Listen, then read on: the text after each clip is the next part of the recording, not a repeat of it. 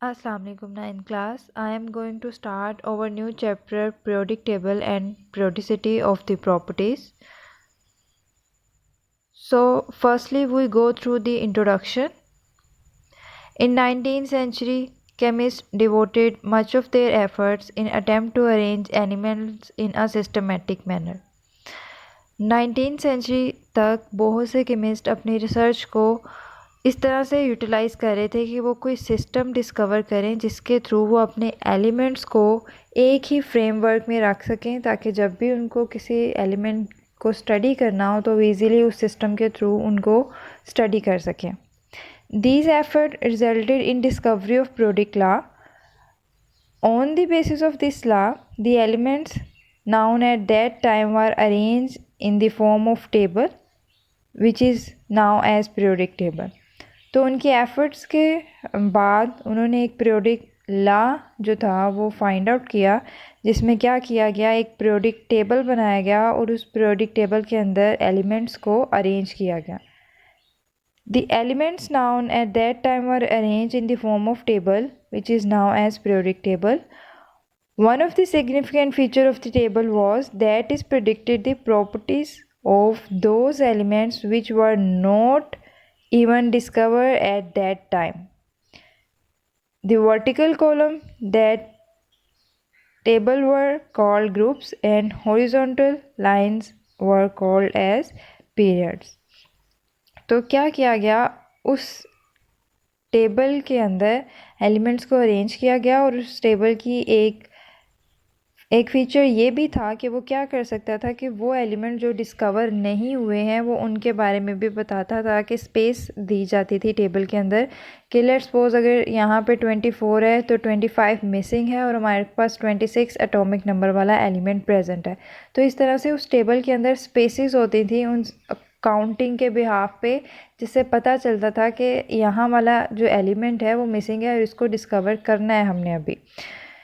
अब उस ग्रुप के अंदर आपके पास जो वर्टिकल कॉलम्स थे उनको आप ग्रुप्स कह रहे थे और जो हॉरिजॉन्टल लाइंस थी उनको पीरियड्स कह रहे थे scientist. The orderly arrangement of elements generally consider with their increasing atomic number.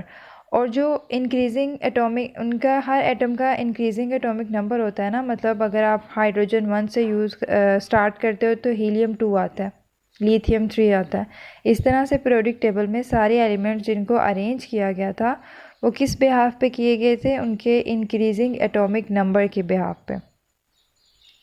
The periodic table contain huge amount of information for scientist. और इस टेबल के थ्रू उन्होंने जो था वो बहुत से वेज़ को ओपन कर दिया कि अब एलिमेंट्स को डिस्कवर कर लिया तो इस एलिमेंट की प्रॉपर्टीज़ को पढ़ें, इनकी केमिकल प्रॉपर्टीज़ को देखें, इनकी फ़िज़िकल प्रॉपर्टीज़ को देखें.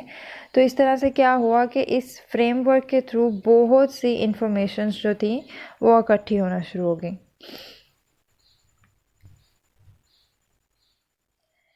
Next topic is periodic table.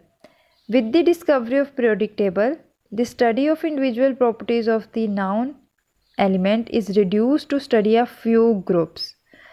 अब आपके पास क्या हुआ कि जब पीरियोडिक टेबल डिस्कवर हो गया, जब साइंटिस्ट ने एक फ्रेमवर्क बना दिया जिसमें वो एलिमेंट्स को क्या कर सकते हैं, अरेंज कर सकते हैं, तो उन एलिमेंट्स को अरेंज करने की वजह से बजाय इसके कि वो हर एक एलिमेंट को अलग अलग पढ़ते, 118 एलिमेंट्स जो है वो पीरियोडिक टेबल में प्रेजेंट है और अभी बहुत से जो है वो डिस्कवर हो रहे हैं, तो बजाय इसके कि वो हर एक एटम को, हर एक एलिमेंट को इंडिविजुअली स्टडी करते, पीरियोडिक टेबल की वजह से उनके अंदर जो ग्रुप्स बने थे वो अगर हम एक ग्रुप की स्टडी करते थे तो उस ग्रुप के अंदर आने वाले हर एक एटम के स्टडी हो जाती थी. मतलब केमिकल प्रॉपर्टीज़ ग्रुप में क्या जाती थी, सेम जाती थी. लाइक अगर आपका एटॉमिक नंबर बढ़ रहा है तो वो पीरियड्स में बढ़ रहा होता था 1 by 1, ठीक है.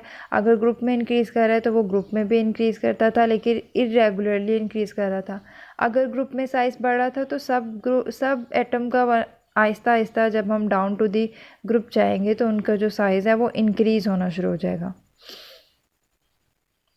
और इस चैप्टर में आप जो है we will describe various attempts which were made to classify the elements in a tubular form. और इस चैप्टर में हम बहुत से वो साइंटिस्ट स्टडी करेंगे जिन्होंने फ्रेमवर्क बनाया, लेकिन फर्स्ट अटैम्प्ट में ही वो फ्रेमवर्क इतना अच्छा नहीं बन गया था कि उसको ओके कर दिया गया, बल्कि बहुत से साइंटिस्ट के फ्रेमवर्क पे रिजेक्शंस हुए, लिमिटेशंस आए, फिर आपके पास एक जो था वो फ्रेमवर्क प्रोड्यूस हुआ।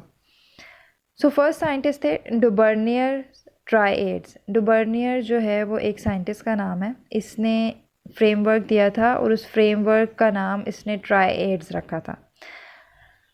A German chemist, Dobernier, observed relationship between atomic masses of rival groups of 3 elements called triads. अब इसने अपने फ्रेमवर्क में क्या किया था, इसका पीरियोडिक टेबल कोई बहुत बड़ा या बहुत एलिमेंट्स पे कंसिस्ट नहीं कर रहा था, इसने सिर्फ 3-3 की रेशो में एलिमेंट्स को जो था ना वो डिस्क्राइब किया था। और उसने, क्योंकि वो 3-3 पे वर्कआउट करता था, इसलिए उसने अपने वर्क का नाम, अपने फ्रेमवर्क का नाम रखा था triads. In this group of the central और middle element had atomic mass average of the other of 2 elements. One triad group example is that of calcium 40, strontium 88 and barium 137। तो इसके अंदर आपके पास क्या होता था कि वो 3 एलिमेंट्स को सिलेक्ट करता था, और जो मिडल वाला एलिमेंट होता था ना वो एवरेज होता था फर्स्ट एंड थर्ड की। The atomic mass of strontium is average of the atomic masses of calcium and barium. Only a few elements could be arranged in this way. This classification did not get wide acceptance. तो इस method के through सिर्फ बहुत कम elements को discover किया, मतलब हम जो है वो जस्टिफाई कर सकते थे या उनका फ्रेमवर्क बना सकते थे। हर एटम जो डिस्कवर हो चुका था उसको इस मेथड से हम डिस्क्राइब नहीं कर सकते थे, तो इसको फिर इतनी ज़्यादा एक्सेप्टेंस नहीं मिली। नेक्स्ट साइंटिस्ट था Newlands octaves. After successful determination of correct atomic masses of elements by Cannizzaro in 1860। Cannizzaro फिर अगेन साइंटिस्ट हैं जिन्होंने 1860 में एफर्ट्स की थी और एटॉमिक masses जो थे वो एटम्स के डिस्कवर किए थे। Attempts were again initiated to organize elements. In 1864, British chemist Newlands put forward his observation in the form of law of Octavius. He noted that there was a repetition in chemical properties of every 8th element if they are arranged by their increasing atomic masses. अब कैनिज़ारोस ने atomic masses को discover किया और Newland ने उसी rule को use करते हुए एक पीरियोडिक टेबल बनाया, जिसमें उसने क्या कहा, उसने कहा कि अगर मैं एलिमेंट्स को प्लेस करता हूँ पीरियोडिक टेबल के अंदर उनके एटॉमिक masses के अकॉर्डिंगली, किसके accordingly, atomic masses।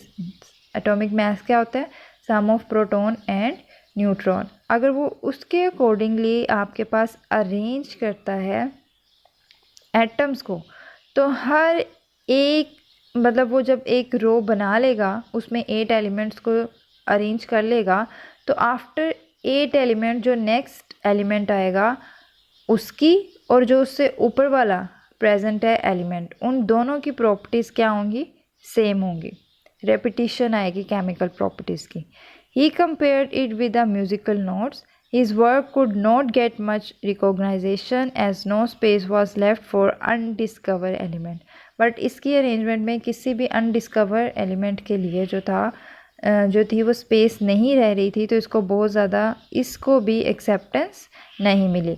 The noble gases were also not known at that time. और जब इसने अपना फ्रेमवर्क बनाया था उस टाइम पे नोबल गैसेस भी डिस्कवर नहीं हुई थी।